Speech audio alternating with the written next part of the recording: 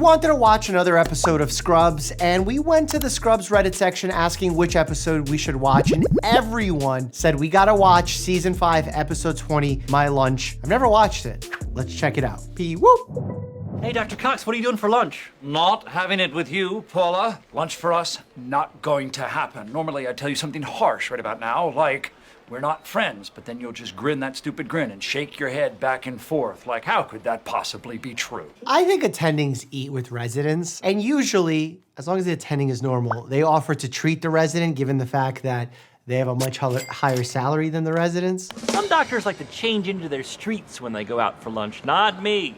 I like how the world reacts to me as a doctor. I frequently wear my scrubs out because they're not like surgical scrubs, meaning they don't need to be disinfected. And I don't operate, so I don't have like blood splatters, which would be biohazardous material to wear out into the real world. So that's why it's important to delineate between the two types of scrubs. Hey, it looks like somebody else is sick of that cafeteria stuff, huh? Oh, no, what the hell? Did you follow me here? Why is he holding a jar of pickles? Hey, wanna go splitsies on some deli counter meatloaf? I can't finish a whole serving. I mean, I can, but I don't like to. It all goes right here. To his liver? What was he pointing to? Guys!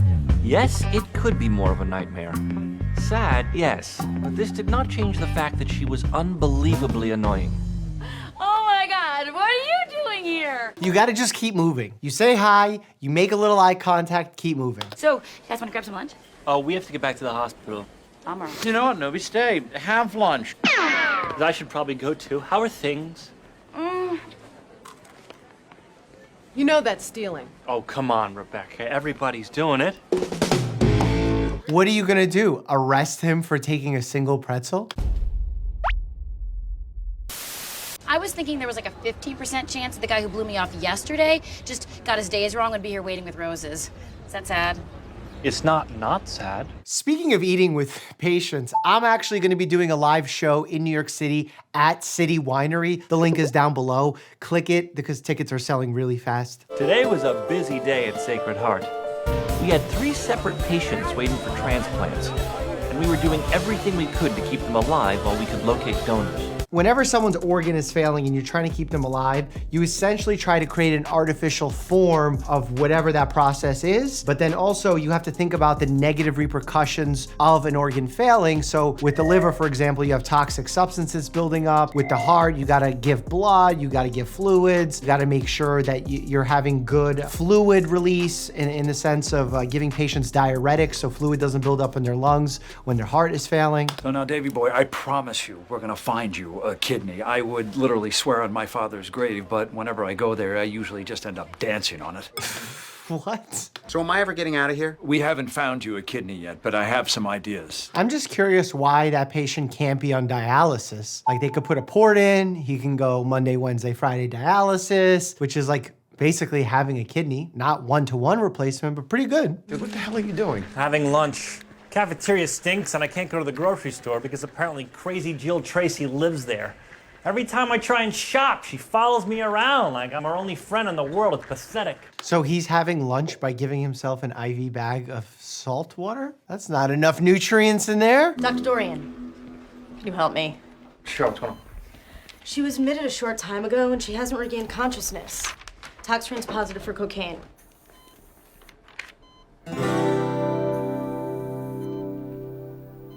Do you think she could have OD'd? Why are they asking this question now? I feel like all of this is happening very out of order. She had been stood up on a couple dates, and she hadn't seen her shrink in a while.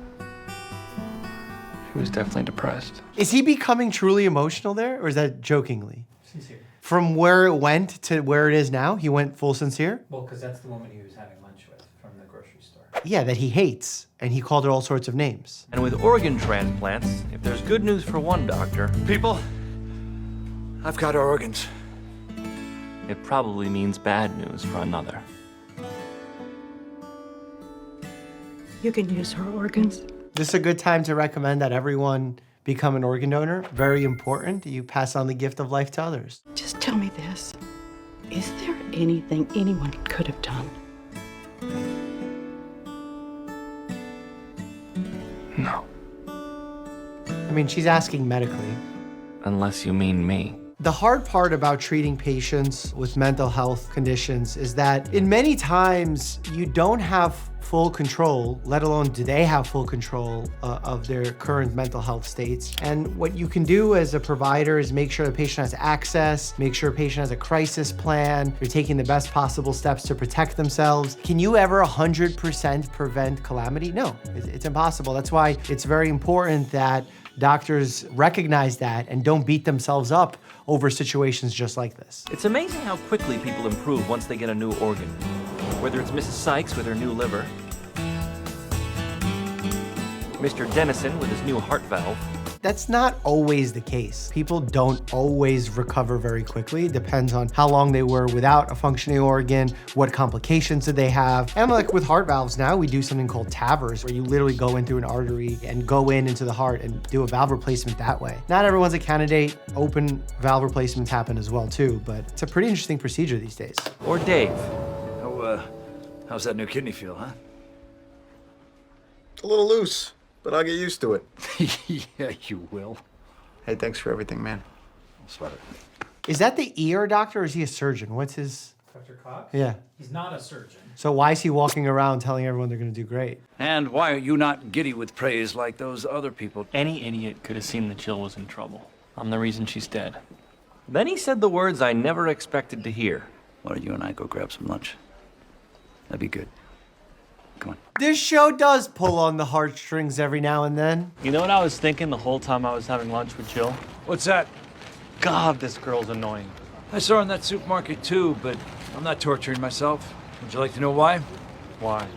Because she didn't come to the hospital looking for help. It's too much to ask yourself, and it's also impractical because in many instances, if someone is not seeking help, trying to provide help can actually create a bigger problem, especially when it comes to mental health help. Once you start blaming yourself for deaths that aren't your fault, my friend, that's a slippery slope that you can't come back from. And trust me, I've seen it ruin a hell of a lot of good doctors, and I will not let it happen to you. What happened to her could have easily been an accident from illicit medications. It's not necessarily that she was trying to self-harm. They don't even have evidence of that. Everybody's failing. Mrs. Sykes is indicating peripheral neuropathy in my valve transplant patient suffering partial complex seizures. How you feeling there, Davey? Pretty good. But my feet are a little numb. Yeah, hang tight, all right? Okay. I don't get it. That makes sense. Wait, all the organs came from her? The autopsy just came in on your donor, Jill Tracy. She didn't die of an overdose.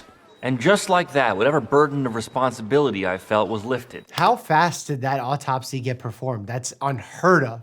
But like I said before, good news for one person can mean bad news for another. She died of rabies. What? Rabies is like unheard of this side of the world. All of our transplant patients are infected. We now know what we're dealing with here. Let's get involved. We can do this. Now, rabies, if you haven't been vaccinated or received treatment very quickly, is a fatal condition in many instances. It has also some very unique symptoms like hydrophobia, where folks are even afraid of water. Like literally there's videos online showing people who are afraid of having a glass of water, even though they're incredibly thirsty. It's also important to note that when we get a donor organ, we check the donor for HIV, hepatitis, toxoplasmosis, Chagas disease, but we don't check for every condition. In the United States, it would be very unusual, improbable to get rabies, so that's not something that's regularly checked. We did all we could over the next few days to keep the transplant patients going, but odds were against us. And I knew that Dr. Cox needed me the exact same way that I needed him earlier. I guess this highlights why in the medical industry there's such high rates of burnout, in addition to the administrative burden and all that. But the fact that sometimes you just can't help your patients no matter how hard you try. And that's a devastating feeling to have when you feel like as a doctor you should be in control, you should have all the answers, you should be able to help someone. And when you just can't and you lose not just one patient but multiple patients in rapid succession. I am one who has always advocated for the mental well-being check-ins of providers. Just like when a police officer discharges their weapon, they get an option to speak with a mental health specialist. I think medical providers, when losing a patient, should be able to have that as well. There's no way you could have seen that coming. Rabies? Come on, there's like 3 reported cases a year. For those who are wondering, rabies spread by dogs, raccoons, bats. There are instances where we vaccinate against rabies or we even give the immunoglobulin against rabies. But in the United States, again, it just doesn't happen. Probably thanks to our widespread rabies vaccination of dogs, which lately people have been falling out again because of various conspiracy theories and such that are unproven. And as a result, we could see this become a problem again if we don't follow proper scientific evidence. In fact, testing for it would have been irresponsible. You would have wasted time that people didn't have. I don't understand the fact that they're even considering why he didn't check for rabies. If not, why he didn't check for this disease and this disease and this disease. The lists of diseases are so long, especially in someone who's frail, who's receiving an organ transplant. The odds of success is already very low. Again, in a patient who has limited time, there is limited benefit to continually checking things that are incredibly rare. So the fact that he's beating himself up about this is kind of interesting from a medical perspective. I got us lunch, and I think we should eat it. Right then, I knew I was going to pull him out of this. But unfortunately, sometimes the hospital picks a day where it's just going to pile it on. Again, their shocking flatline. Chest compressions, chest compressions, chest compressions. Even in this episode, unbelievable, unbelievable.